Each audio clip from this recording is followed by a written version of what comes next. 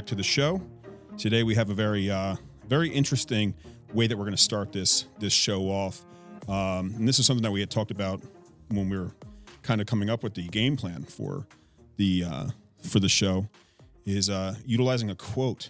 And I think the quote that you found today, Jon, is a really good one to start off with, because I think it's going to help guide a lot of people in a lot of different ways. But at the same time, give us something to really talk about that a lot of people may not really consider. So, let's go over the quote and kind of what your thoughts are on what that quote is and what that means to you. Yeah, I picked out this quote just because, just like everything else in my life, there's a meaning to it. And I found a kindred feeling when I read the quote to myself, and I thought it's great to share. And it's really about practicing what you preach and really becoming great. If you want to be great at something, you need to really put the time and effort into it. Mm-hmm. So the quote is, "Fear the man who practices one punch 10,000 times, as opposed to the man who practices 10,000 punches once." And that's a quote by Bruce Lee, which is kind of interesting. But fear the guy who really puts the effort into perfecting the skill of a certain punch. That's the guy you got to be afraid of. That's right. The guy you get in the ring with.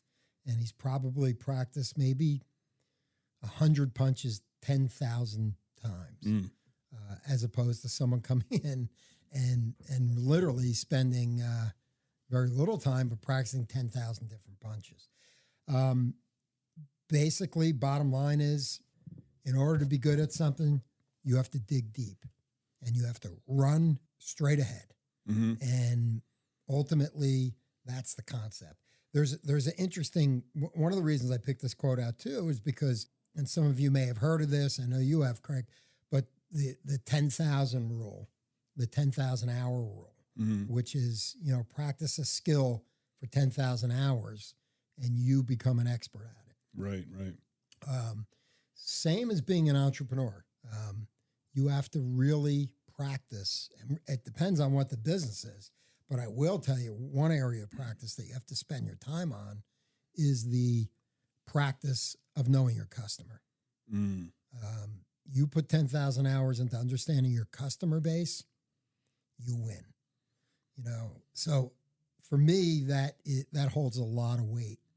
And any of my businesses that I've, been able to master my customer, that was probably the biggest part of building something, knowing what they need, understanding where their pain is, understanding where their problems are, right? How to solve those problems, literally understanding all their moves. And we say, read the tea leaves, look at what the writing on the wall, look at what the customer needs. If you were in an industry before and you're looking at what the need is, you'll know it. If you're not, you got to understand that customer. So go out and ask those questions. That's what I did for most of my businesses, was understanding and trying to understand the customer. And it's interesting because you've said it before on some of the other episodes, is that your skill set was not necessarily in the business that you created or that you worked on, that you understood why people needed it, and you found the right people or connected with the right people to be able to handle that stuff, yeah. But you saw the need. So I guess the question really is, when you're, trying to study or know the pain points or the issue that a customer is having and trying to figure out a solution, how do you figure that out? What are ways that a person can go out and say, okay, besides just looking at emails that come in from clients that are upset or whatever it might be, are there certain things that you can do also to study the industry, or how do you really nail down what it is that a customer wants? Because if you could do that, then I'm assuming that you could create all your sales material, your marketing material geared towards that. It's like, hey, this is the solution that you might be looking for a problem that maybe you don't even realize you have yet, but we know that you're a potential customer because we've done this research. Right. Well, and that's part of really creating the businesses and kind of relates back to the pivot, right? So sometimes you create a business and you assume what the customer, that's, by the way, which is the biggest mistake I've learned, and I've done it over and over again. So it's not something I learned as easy, but I assume the customer knew. And in a sense, I'd say it's a little bit of a lazy way to look at things. Instead of ask the questions, and whether it's marketing surveys, you could take that with a grain of salt, or whether it's just going out and sitting down with the customer base and going, where's your pain? Or what pain do you want to get out of? Right. What pain do you want to avoid? Or what's your gain? What can I offer you that could help build your business up more? So for me, I went down, I'll give you a good example with NHA, which was, again, a certification organization in the healthcare space. And I had no right to create certification in the healthcare space. Right. So I had to create credibility. I had to create a lot of things. Early on, I knocked on doors, and I knocked on the wrong doors. I walked into hospitals. I really kind of asked so many different questions, and what I learned was where I shouldn't go. So I got all that done in the beginning. It was like, don't go to hospitals, don't go to healthcare professionals. Where do I go? Where do I go? And eventually, I found out, go to the place that manufactures these healthcare professionals. And those were schools, career education schools, community colleges that were running adult education programs for people that wanted to be medical assistants or EKG technicians and phlebotomists. So I learned where not to go because I went there. And then I learned where to go and how to communicate with the customer and really understand their pain. So the more I got into that, and I did the same thing in the behavioral health space, which was really understanding where school districts and issues that were going on for parents as well when it came to mental health for children in school. So I investigated all those things, and I, kissed a lot of frogs to find my princess, and my princess was the exact customer we needed. So it's interesting that you say that because, I'm helping people with my coaching and consulting that I've been doing lately. Yeah. And, trying to help them, figure some things out. And a lot of times I notice that they're looking in the wrong places and they think it's the right place. Being an investor, looking at your experience and also other companies coming in, like you said, it's in a way similar to like how Shark Tank is. Do you find that a lot of times people may be looking in the wrong place and maybe that's why they end up getting stuck? Yeah. And you point them to say, hey, have you considered this? Like, how would you know? What would be like the signs that could sit there and say, hey, look, you're probably looking in the wrong place. You might think you're right, but this is where you would need to go. This is a telltale sign that you're looking in the wrong place. Yeah, I think so. Some of it's ego. Some of it's actually looking in the wrong place because you love your own idea, right? So loving your own idea, the market doesn't give a crap about whether you love your idea or not. Is it going to work or not is the question. So, it's not about loving your idea. Market doesn't care about that. It's really the product and services that you offer should be loving what your customers need, right? So as I said to you, avoid pain, right? To run away from where there's pain or get out of pain. A lot of times they're sitting in pain, or if they're not dealing with those two issues, they want to grow the business. How do you help them grow it? So ultimately, you got to get out of your own way. You can't assume. You go into a business with the assumption that your idea is the best. And sometimes everything looks great on paper, Craig. Everything looks great on paper. You write it down. You get people excited. You get everyone excited, but if you really test it out, sometimes it just doesn't go. And to me, that says a lot about the entrepreneur, because you really need to have that intelligence. And maybe it's the emotional intelligence we talk about. You have to have the intelligence to know you're going down a wrong path. There is a path. Everywhere, every business model, there is a path. You just have to figure it out. There are so many different ideas and businesses that are out there. And for me, it's about really getting a hold of what your customer base is. So you got to spend that time figuring it out. And once you got that figured out, or somewhat figured out, you never get it all figured out. But once you know, okay, guess what? The customer's starting to dig what I'm dishing out here. I like that. That's the direction you start going. And then you learn more. Again, 10,000 hours. Right. So you continually learn more. Do you think that it's sometimes that the business idea is good, the service or whatever it is, the solution to the person's problem or issue is correct, but they've maybe packaged it the wrong way based off of their own beliefs? So, hey, this is why we think that our doodad is the best thing that you could possibly use for this thing that you need. Yeah. But if they would package it a different way by looking at it more from the customer's point of view of why they need this, that could take a business that's struggling to a business that's successful by just kind of repackaging it or their marketing material, whatever it might be. Yeah. How much can that play into solving a potential issue as opposed to just being like, listen, we just got to shut the doors because it isn't working? Well, good. Yeah. So good ideas are a dime a dozen, right? Because everybody's got a good idea. Mm-hmm. You could, I could sit here and come up with 100 different ideas, and you'll probably shake your head and go, yeah, that one's good. Not everyone, but good ideas are a dime a dozen. I think it's the execution of the idea that's probably more important. Execution, again, another thing that those 10,000 hours is all about being able to perform as an expert.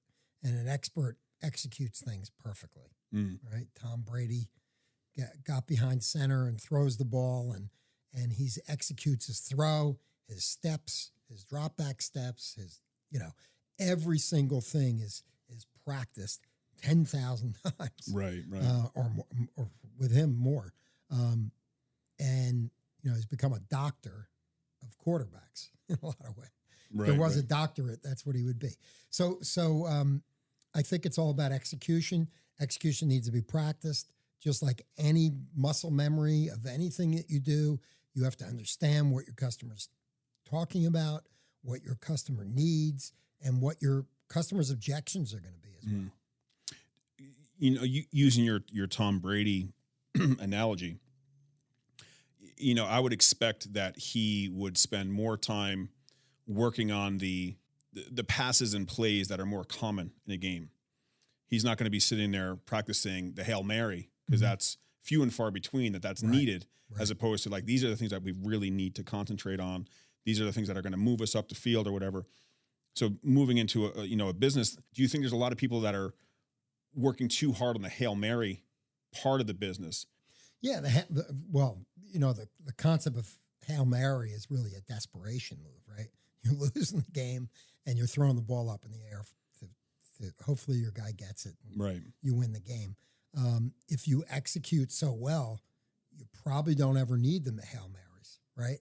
So the execution, and you're absolutely correct. Work on the little things, the little pieces of the business that need to be put together. And part of those little things are understanding. Everything is motivated by understanding the customer, really understanding the customer and getting that feedback. You handled our sales in NHA, and you would always come into me when we'd have those meetings, and you'd always come into me with intel that was, so needed. It would help me be able to strategize, right, and strategize with you. So those are to me, all of this comes together by understanding, and things change on a dime. So you always got to be on top of it. It's not like I did my 10,000 hours. I'm running that's bullshit. You got to continue to build, grow, move in, every single part of that business. It's a moving, nonstop moving process in running a business. It's a journey, and you're moving sideways, backward, forward, across. You're doing everything, and you got to continue to do that to grow the business. Mm-hmm. So to start the business, you need it, and then when practice stops, so does progress. Mm. So that's a good way to look at it, right? Right. So if your practice, what you do, completely stops, you're not going anywhere. Mm. You're going. As a matter of fact, we can almost say you're going backwards. So you put in your 10,000 hours. You continue putting in those hours. When is it time to start putting in an additional 10,000 hours for something different? Like, I know your philosophy on scaling is very specific. You scale when it's time, when it's needed. Right? Exactly. When do you think, because I would think that most businesses do need either a couple different people that have that 10,000 hours of focused time to bring together, or we've gotten really good at this. We've put in our 10,000 hours. We're continuing to do that. But in order to grow this even more, we need to put in an additional. When's the right time to do that? Well, I think the right time is when you have everything's in order and the business is producing. And then you start looking at how can we grow this? What are some vertical things we can do? What are some add-ons we can do? Although you got to stay focused. So you always got to play that, right? You got to go 30,000 foot view right. to a 5,000 foot view.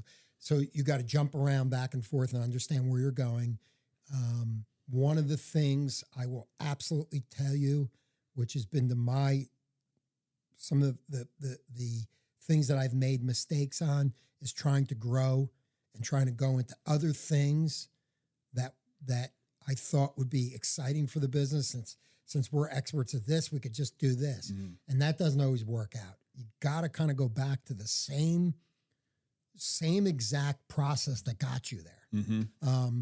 And for me, that process is stop, reevaluate, ask questions, go to the marketplace.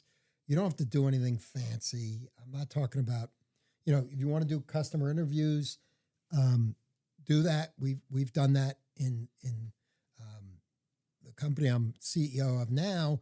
We spent a lot of time going back to the customers, almost yearly, because things change. There's funding changes. There's so many things that we got to stay on top of it. And if we're not on top of it, we lose. Right. And our competitors get the advantage.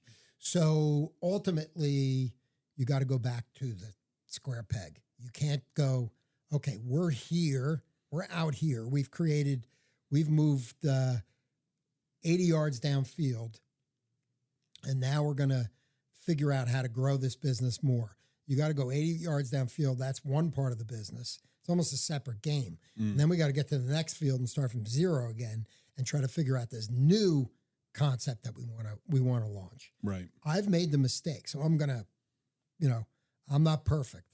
And if there were any regrets, it was, well, I don't even know if there were regrets. Let me draw that back. It's probably more of, this is how you learn. And sometimes you learn by assuming things, but it always knocks me on my ass. Every time I assume something, it doesn't work out. Mm-hmm. I have to go back and examine and then decide whether it's something we want to move forward in. When you are in the process of starting a company and you're trying to figure out your customer, figure out what the pain point is, the solution, and a solution for that, or maybe you already have that figured out. Do you start to try a couple different punches to practice for 10,000, or do you think it really is just really concentrate on that one thing, or do you start to concentrate on two or three, and then figure out what punch you need to really who's going to be the winner? Yeah, I think it depends on the business, right? It depends on the business model and what the needs are of the customer.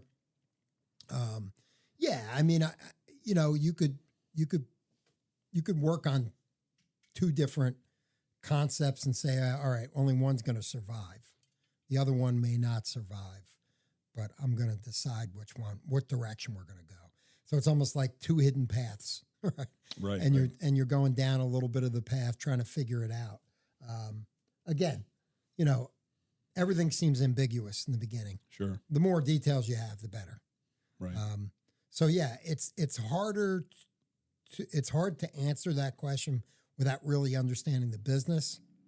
But, one of the things that we were involved in was, the direction of building out this certification that we created in the healthcare space, and then deciding, wow, we're doing so well with certification.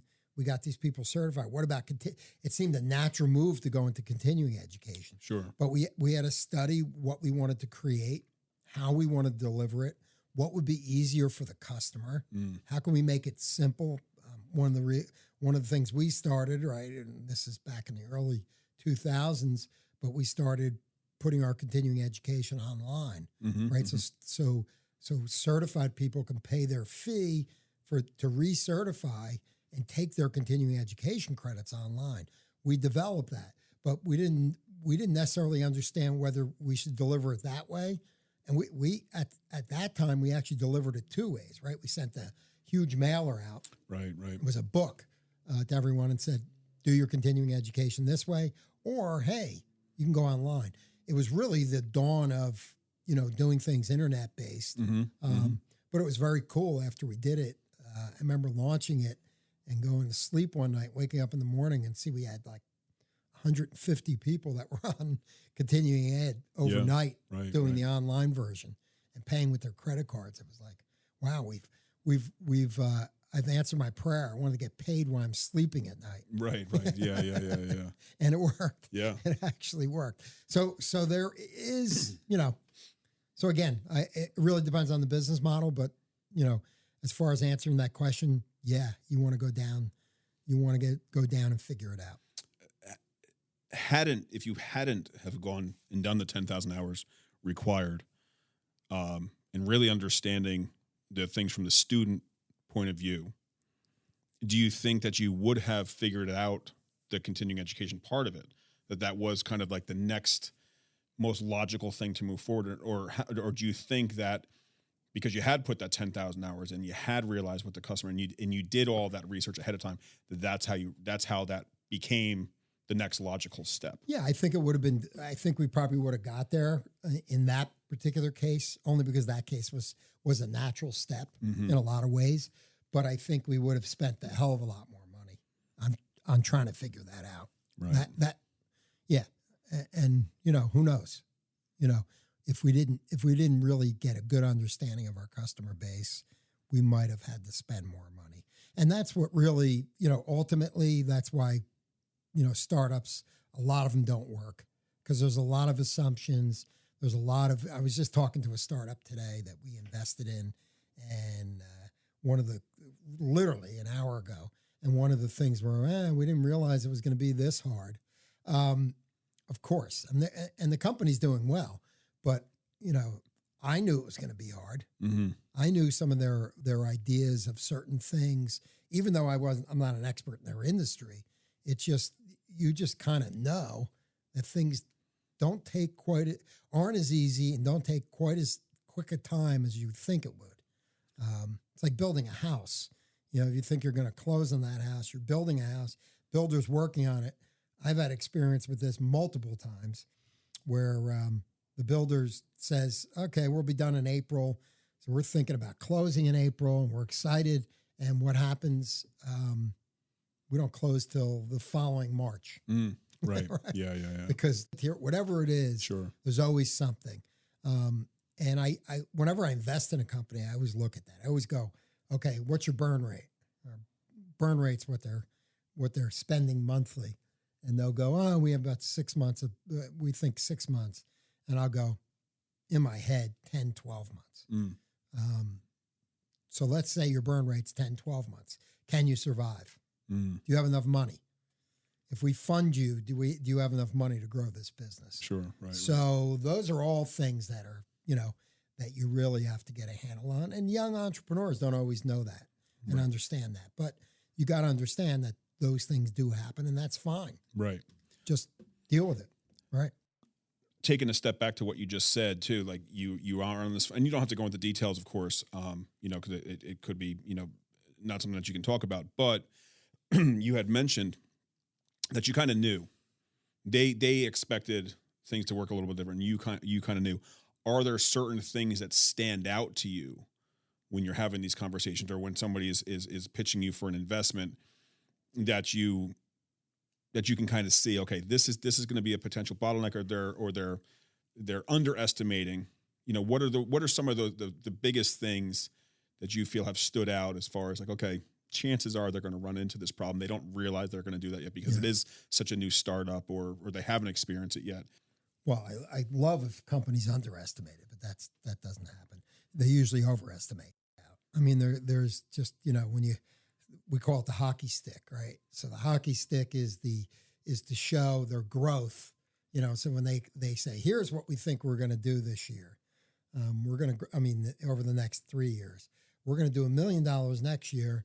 Then we're going to do 7 million, and then we're going to do 100 million. Right? It's like how are you getting from 7 to 100 million? First of all, how are you getting 0 to 7 million? That's pretty damn hard to do. Those first couple million a year is probably the hardest thing for a business. It probably was tough for me to go from 0 to 3 million, then from 3 million to 20 million. It just is what it is. These things aren't easy. So yeah, I take into account every one of the people we deal with. There are some very skilled entrepreneurs that fewer and far between that I'll actually look at and go, yeah, that seems like about right how they're going to hit their numbers. But just this call today, it's funny because they reduced their numbers, and I kind of said it to them. I said, I knew you guys were going to reduce it. And I'm not trying to be Mr. Know-it-all, but I was just going, it's okay, guys. Right. It's all right that you're actually, things are working out really well. This particular company, things are working out really well, but they just like, well, guys, we're not sure we're going to hit this number. We're going to get here. And my response to them was, I knew that. That's okay. Now you know. Right. Now so. Is there a time when you look at something where you're like, this is growing too fast? Now we're going to start getting a little bit complacent and not put in the focused effort, and that comes back to haunt them. Is there certain things that stand out in that situation? Yeah, growing too fast is a danger as well. As much as it's probably a good problem until it becomes a bad problem. I've been in it. Probably my first few companies I started that crashed were not probably, they were those type of companies that grew too fast. There were no inner controls over it. We didn't have the buying power of products we were selling, so our profit margins were very low, and things just unraveled. Good way to look at that is, if a company is doing really well in sales and marketing, yet they don't have the operational, and that was a problem I had even with NHA. Our operations were always behind our growth, and it was scary. The only reason I was able to make that work, not because I'm so smart, it's only because I've been there before. Right. So I've seen things crash. So there was a point with NHA that I saw, oh my God, I don't want this to crash. How do we change this? And that was investment, bringing in right people to run the operations of the business and support me. I'm not necessarily a entrepreneur or CEO that had a tremendous background in operations. I've been lucky. Probably the best part of my success has been finding the right operational people to support me, bringing in a chief operating officer, or in my company now we have a director of operations who's great. I mean, she does things that I couldn't even imagine. Even with all my experience as an entrepreneur, operations is not what I was strong at. Right. So finding those pieces helps. Gotcha. Are there, I guess for some of these listeners, they could be sitting there listening, thinking that my company's doing good. Hope they're It's growing listening. nice. Yeah. Are there things that you can see potentially like, hey, everything looks like it's going good now, but I can see the trajectory Mhm. and you're going to hit a wall soon. And that's where you're going to have one of your first major hurdles in your company. Maybe it's going from that 1 to 3 million or something like that. And they're stuck there. They were, maybe they never expected their company to do over a couple $100,000 a year. Now they're doing $1 million. They're doing 5 times what they thought. The company has the potential to maybe do 10 million. But are there things that you can see, or maybe kind of let people know if this is something that you're starting to see right now that looks good? There's a potential that this could actually flip back on you. And you know. You have to read the forensics. You really have to really look at, the writing, where things are heading. I mean, I'm in an industry now where we work with school districts. So there's a certain amount, and believe me, that getting into this business. So we built a company that we sold in the school business. So I was able to understand the funding process and where they're getting money to pay for these mental health services for children. Understanding that, and it is very difficult to get a handle on it. But my team and our executive director and so forth are always out there looking. Okay, there's a different type of funding coming. We want to be experts on it, and we want. So those are the things that you need to be. You need to. That's where I talk about continually learning, because continual learning is the ball can drop at any time, and you're not going to run. You're not going to run the business the same way you did 2 years ago. Right. There's a good saying: if you're not embarrassed by who you were a year ago, then you're not doing things right. You're not growing. Right. So if you can look back at who you were a year ago and go, I'm a completely different person. I've evolved this year. And every year you attempt to evolve. I'm 60 years old. I continue want to evolve as a entrepreneur, as a person. I want to be better than where I was, a year ago, or where I was 3 days ago. So there's that constant honing of who you are, what you are, evolution, right? The evolution of you, the evolution of your business, and you got to continually look at the customers, study them. It's a full-time job to run a business. And part of that may mean you need to sit with yourself on a weekend, close the doors, and do this. This is the price that you got to pay to be an entrepreneur. Unfortunately, it's not a 9-to-5 job. It's not a job where you finish. And there are days I love doing that, but there are some days where we got to stop and go, oh, shoot, we got to deal with this. Yeah, right. This is an issue. Where are we going? Sometimes things hit us and we don't know about it. Wow, we learned about this new funding. How are we going to get ourselves? What do we have to do to change to get that, to be eligible for a school district to bring us in for that kind of funding? So these are things that you just continually, and again, I think what we're talking about today is all about education. It's about educating yourself. Do all businesses need to evolve, or is it more the people behind it need to evolve? Yeah, well, I think it's one and the same, right? Yeah. It's one and the same. All businesses need to evolve, even if it's a lifestyle business, even if your goal isn't to sell it. Maybe you're doing consulting work, whatever it is, you need to continually get better at what you do. Whether you're a freelancer in the arts and graphics, whatever you're doing, you need to upgrade yourself on the software that's out there. If you're going to bring in more customers, you're going to lose. Also, if you're running a lifestyle business and you have 50 customers, there's a good fact that you'll probably lose some customers every year, just the way the world is. So how do you gain customers? you could have 50 customers and have 3 or 4 drop off a year just because maybe their business isn't making it. Maybe things aren't going right. Maybe they're not an easy customer to hold on to. Maybe you want to get rid of them. Maybe you want to fire your customer, which is something we could talk about. But ultimately, you got to get better. So even in a lifestyle business, you still got to put the effort in. No, it's interesting because, I mean, there's, a lot of people that I talk to just in general regarding if it's just their regular position or if it's they own a business or are thinking about starting a business. It's a lot about them. And, going back to what we first talked about in this whole show is concentrating on the customer. Sure. How do you change that? And we talk about mindset a lot on this show too.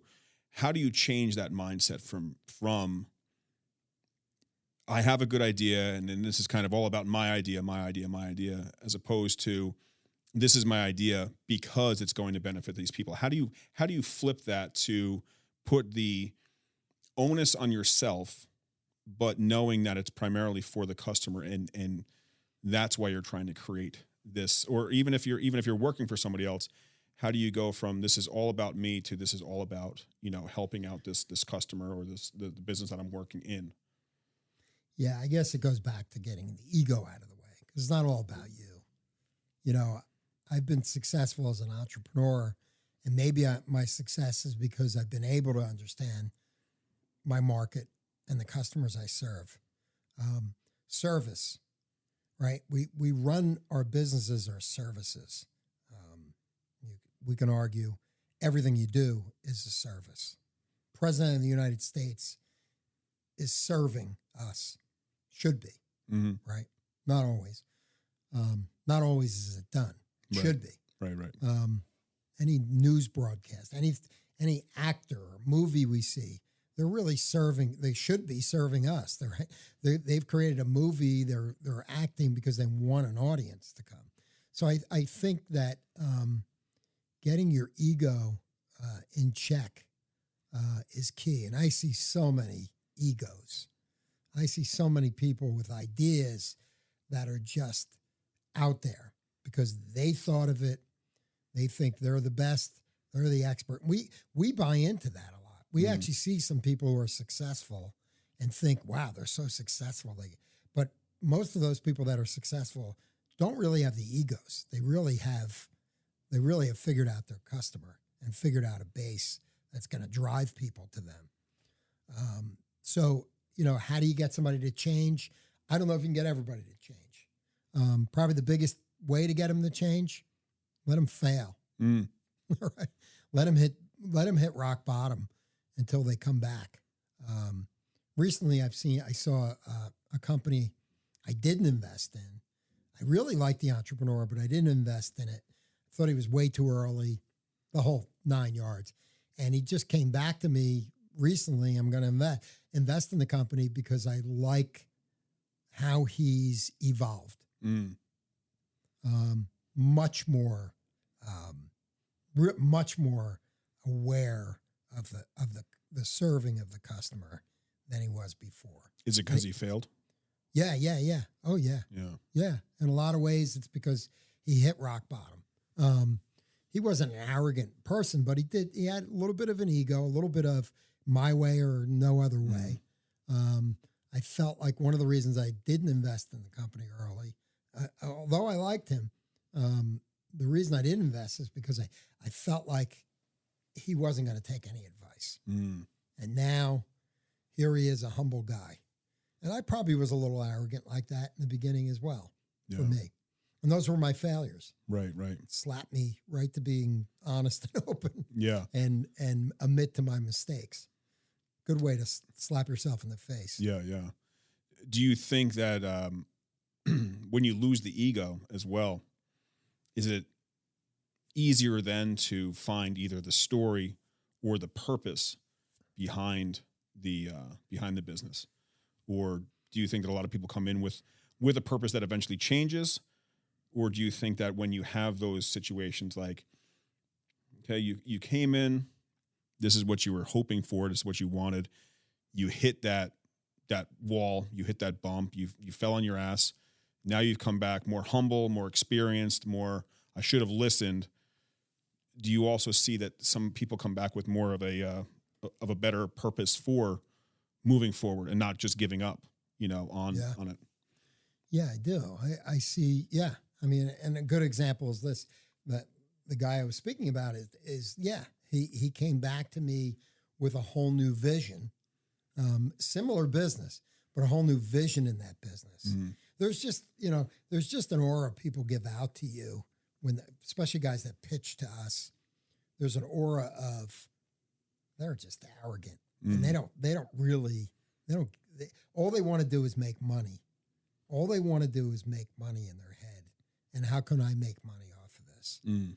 And there are other people that will present with a passion for what they do.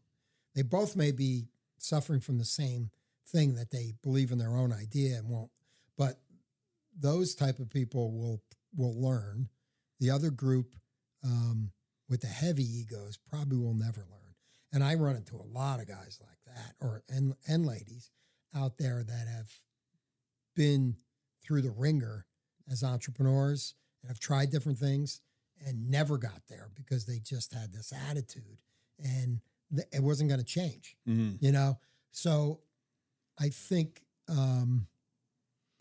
it's, it really depends on the person, but I'm getting better at reading that. As I'm getting older, I'm getting better in reading people a little bit more. Again, that's a never-ending process, understanding and reading people. Well, that technically it really goes back to,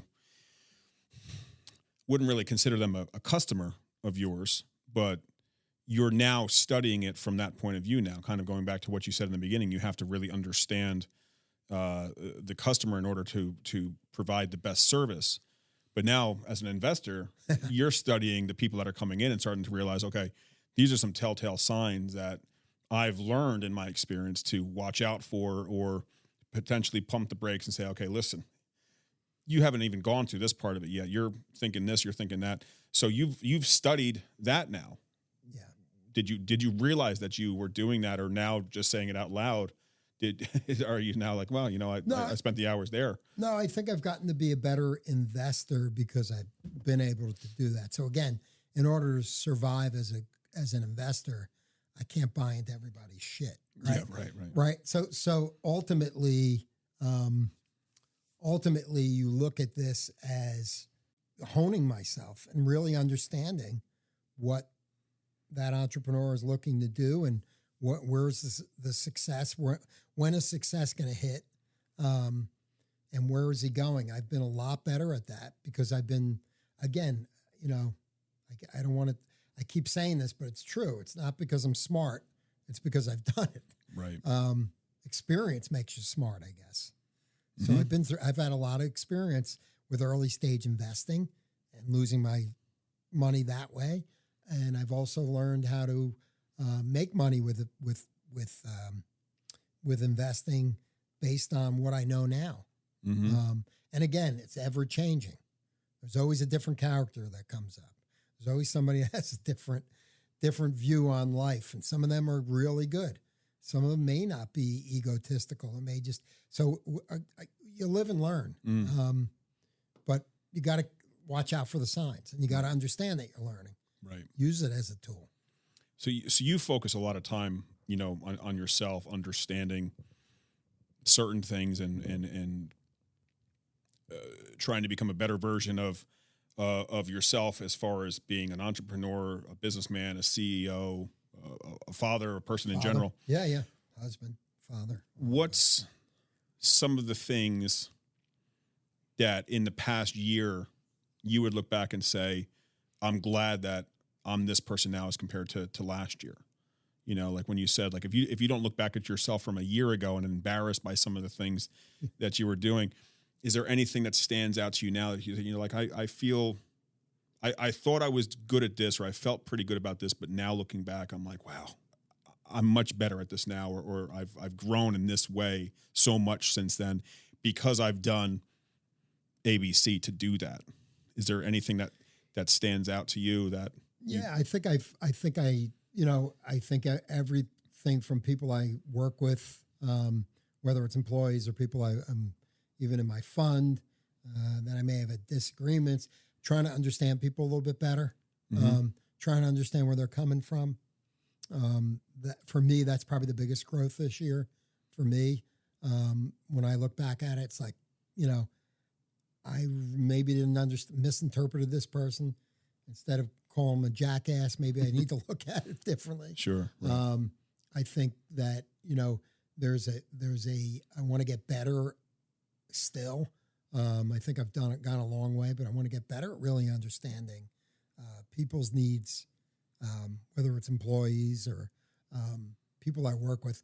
So ultimately, or my partners, ultimately, that's the evolution for me is like, I don't know if so when I look back, that's where the growth is. Had I planned it, that's probably a smart idea. Maybe there is a way to go plan, hey, these are the things I want to do next year. I want to get better at. I'm going to write that down, actually, Craig. I think that's a great thing to do, is to look back a year from now and go, did I accomplish what I set out to accomplish? I'm actually responding to you based on what I've thought about over the last, few months, is what's made me better. Actually, after reading that quote, that actually helped me get better. I think, for me, it's really just getting better at understanding people I work closely with and understanding their motivation and not, making judgments that I used to do. I was a lot more judgmental than I am now in my life. So that I've improved. Was that something that that happened that made you realize, what, I should probably try to understand people a little bit better. I should probably do this. Was there something that, that kind of happened where you're like, what, I misread the room. Yeah. And by misreading the room, this could have ended up going a much different way. And not that it was a failure, but it was one of those lessons that you learn. What are the things to kind of look out for? To sit there and say, like, this is something that I should try to do better or become better at this. That's going to help me interior wise, as well as it's going to help out, in every aspect of my life, from business to relationships and all that kind of stuff. What are the things to kind of look out for to say, I should try to do something better? Well, here's a good lesson I learned. And you'll agree with this one. You being a dad of two daughters and me being a dad of one daughter, is understanding that sometimes my daughter has issues or things she wants to go over. Sometimes she doesn't want me to solve her problems. She wants me to listen. And I had a lesson on that from a friend of ours. She sat me down one time and was talking, and they have a daughter as well. And she deals with young kids. She works with people helping them go to college.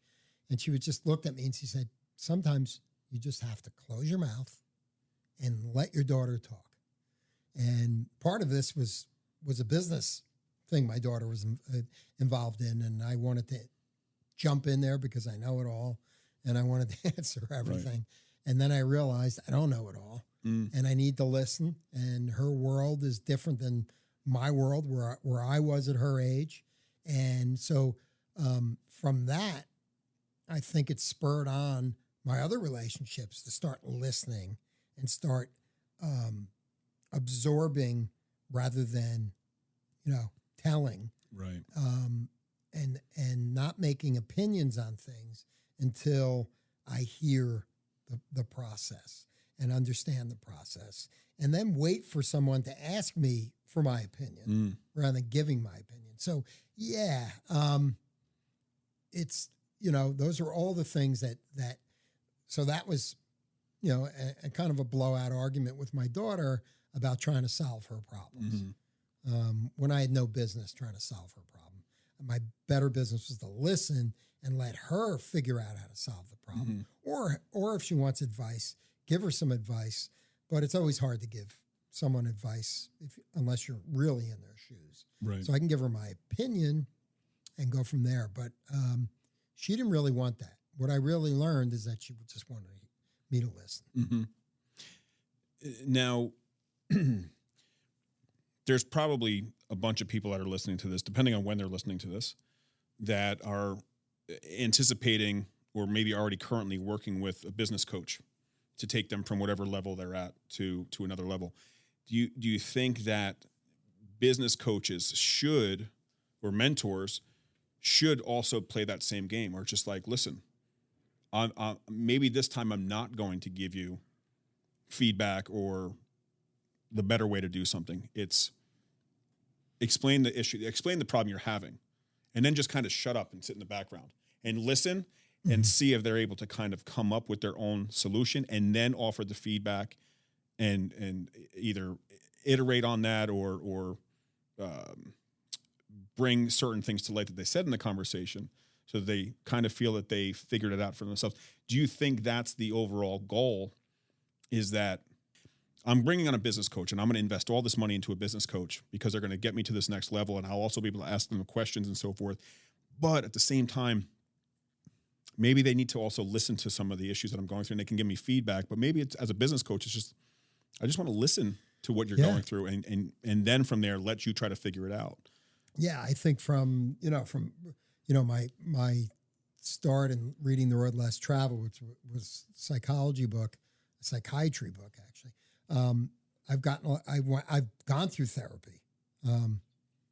I've been through therapy in my life, and what really has helped me in therapy is the listening.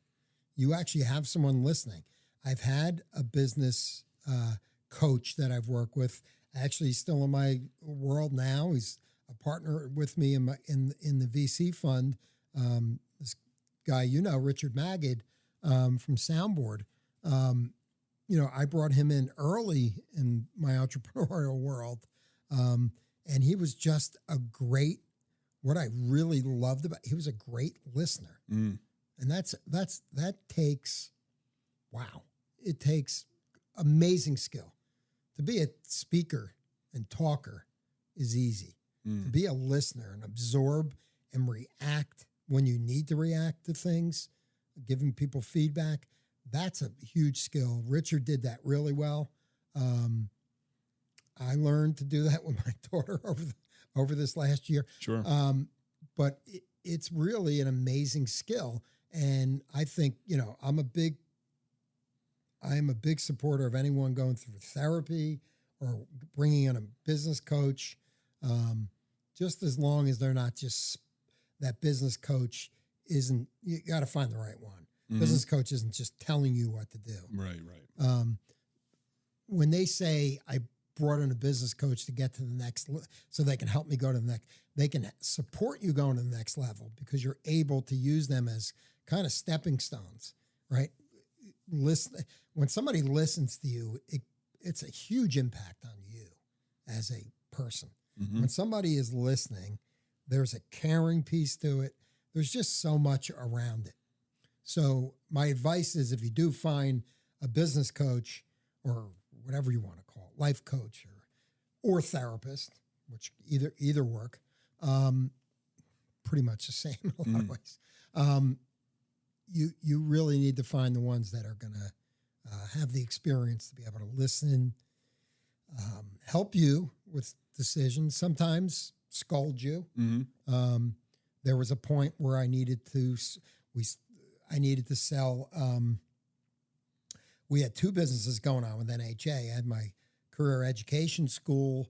I had two of them actually, and I sold one out in Massachusetts, held on to the other one in New Jersey, and had the certifying agency that was growing, but didn't necessarily want to run the other business. And eventually, with working with Richard, my business coach, he actually helped me he got to a point where I was like, hey, you know what? You got to kind of shit or get off the pot. You got to make a decision on this business. There's one business you really don't like. You you got to decide what to do with it. And it's taking up most of your time. And you've got this other business that is your passion. You love it. You've created an industry. And the other one is a business that is a little bit more buttoned up, but at the same time, we're dealing with collecting money from state agencies and so forth that we dealt with. We were doing our job. We were making money. The business was super profitable, but it was a headache. Mm-hmm. And it was also a headache with employees. It was also a headache with a number of things. So, and everybody kept pulling me back into the day-to-day of that business. And as you knew, Craig, I made a decision to sell it. And we sold that business and did really well with the sale. I had sold the other one up in Massachusetts a few years prior. And selling that business helped me focus. But it was my coach who actually pushed me to kind of make a decision. It was almost like, Jon, you keep repeating this. Mm-hmm. He didn't have to tell me much. He made me feel like crap because I kept talking about the same problem. It's like, right. How are you going to get rid of this problem? Right. The only way to get rid of the problem is get rid of the problem. Yeah. Literally. Take the problem and sell it, or shoot it, or whatever you need to do with it. Get it done with. Solve it. And my solving was, I'm going to sell it. I did the same thing years before in Massachusetts, where I was going down an alley, and it was the same thing, and I had to sell it. And then I did it again in 2005, I believe. Sold that business to actually build out the other business that we sold in 2009. And that gave me 4 years of literally focusing on a business that just grew tremendously. And I was able to run that, to run the strategy of that business. So I thank goodness that was a good move for me to bring in the business coach. And do you think that that's also because, Richard paid attention to his customer, to his client, to you, listening to, okay, this is the situation, and I'm going to just analyze this because the service that I'm providing is hopefully going to be an answer that you're looking for, that my clients are looking for. So it goes back to his business is paying attention to his customers and focusing there. Question that I want to bring up, or that I want to ask, which I think will be the last question, thing to go over. The school, we've talked about this on some of the other episodes too. You had the school in Massachusetts, and you sold the school, and it was after the sale of that school that you then went into the second school and then sold that. No, I had them both the same. Okay. I'm sorry.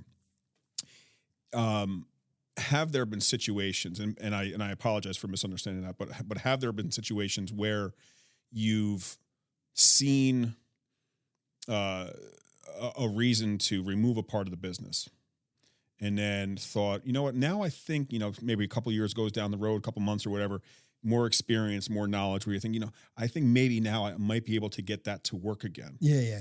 And then you start that and realize, damn it, I shouldn't have done this again. Yeah. How do you convince yourself to not make the same mistake if you feel like now, okay, I put in my time, I put in my focus, I feel like I have a better understanding. Should I do this again? Should I not do this again? Have you had to do that recently? Where you're like, you know what, I've been in this, I've played this game a couple times before. Yeah. I think I might be able to get out of it, but you know what, it's just not worth it. I talked about the book Focus by Al Rises, who was a marketing genius, and their point was, when you feel the need to expand, that's when you need to stop and focus. And one of those, one of the pieces to it, it's really it's almost like the human condition. Sometimes we feel like we're doing so great. I'm going to go here and do great here. You always think and again, sometimes it's your ego, but you always think that you could do other things when you conquer something. Mm. And sometimes conquering is good. Stay the course. I think what happens sometimes we jump and we don't jump with one foot in one area and one foot in the other. Sometimes we jump out of it. And that was my problem. I was involved in other businesses where I did make moves like that, where I go, "Oh, this is great. Now we're going to do this." And then I jump out and pay no attention to that, which was feeding me. Mm. So experience-wise, I will tell you, when you feel the need to expand so much, that's when you got to stop and focus. Mm. And that's when you got to figure out, if I'm going to go here, I need to bring in people to help me get there or something. I can't just go there and abandon what's feeding me and what's growing in the business. So that's a rookie mistake that probably I've made a few times. Is that unintentional though? Yeah, that you leave the other one. I think I keep using the word ego a lot today, but part of it is just like, you know what? I'm so good at this. I could be so good at that. Mm. You know, I'm so good at doing this thing. I could build this business same way. Well, maybe I could, but why let the other thing that's continually growing, especially if you have a business that's evolving and growing and growing, to thwart that just to jump into something else, it just doesn't make sense. And, you know, there was, in that book, and it's an older book, it was written in, I guess, in the early 90s, but in that book was really kind of looking at a lot of corporations that made decisions to go into other things and kill off their business. You know, some were detrimental, others were bad mistakes that they had to regroup. Some of it, there was like the story of all the different Coca-Colas. Coca-Cola had, you know, new Coke, old Coke, Coke Clear, Coke. There were so many lines that they went, and then it was like, we better shrink this down again before we get ourselves in trouble. So Steve Jobs did when he came back to Apple. Yeah, he removed 100 different, items or whatever, and narrowed it down to like a dozen. Yeah, you know. Yeah. Do you think it's ego sometimes that makes you lose the focus on the side of the business or the part that's paying the bills, because the other one starts to flounder in a way, and you're like, yeah, but I can fix this, I can do this, and that's the ego taking over. Like, I can do this, and then the other one gets negatively impacted because your focus goes there, because your ego says, hey, I'm a smart person, I know how to fix this, I built up this part, I can do this. Yeah, and that's therein lies the problem, right? You just take your it's all about focus. You lose focus. I mean, this whole thing, right? The 10,000 hours is about focusing. Everything is related to focusing. You take your eye off the ball without, I mean, yes, you could grow vertically in a business. I'm not saying don't do that, but do it methodically. Methodically would mean whether that's bringing in another team member to help you, whatever it is, and look at the correlation and figure out how to not drop the ball on the other end, because you will do it if you don't have a really strong plan of action on how you're going to move to that next, that vertical marketplace. Running multiple businesses, I can tell you, is not good. You don't get your full self involved there. Right. And when I was running the school and certification, I knew one had the potential, the other one needed me more. And I had to make a decision. I'm going to keep the one that has the potential, because I know I can grow that. And I know if I was focused, I would grow that. And that's what happened. Those 4 or 5 years growing NHA were the biggest growth. That's when you were in the company. And that was the biggest growth because I had nothing else to think about. Right. I really didn't. When it came to business, it was that. It was the only direction of the business was growing that business model. Do you find that at that time too? Because I find this when I finally sit down and focus on something more consistently, the things that are working, as opposed to shiny object syndrome and, seems cool, that also allows me to focus on myself too, as an individual. Yeah. To grow. Yeah, you get better at that. Yeah, once you start getting better at one thing, you get better at a lot of things. Right. And that's probably the best way to wrap this up is, as you work hard at something and you look at that 10,000 hour thing, whether it's for your business life, and then you could start putting it into your personal life and your life, whether that's exercising and, or it's completing a marathon, whatever, being a great dad, whatever relationships it is. and stuff. Yeah. So all those things play out. That's where those 10,000 hours come in. And it's 10,000 hours that you're going to be doing in a lot of different ways and a lot of different aspects of your life. It's not just 10,000 hours and that's it. It's constantly educating yourself, constantly keeping yourself knowing more so that you can look back a year from now and say, wow, the hours that I put in this year make myself embarrassed of where I was last year. So there's a lot of 10,000 hours ways to look at different things, or 10,000 punches just in different aspects of your life and focusing on those things in order to move forward. Yep. Well, with that, I think that's a wrap up to another cool episode. I appreciate the time and the information, and now I know where to focus on some things moving forward too. So, cool. Jon, thanks again. Thank you. All right. See you guys on the next show. Take care.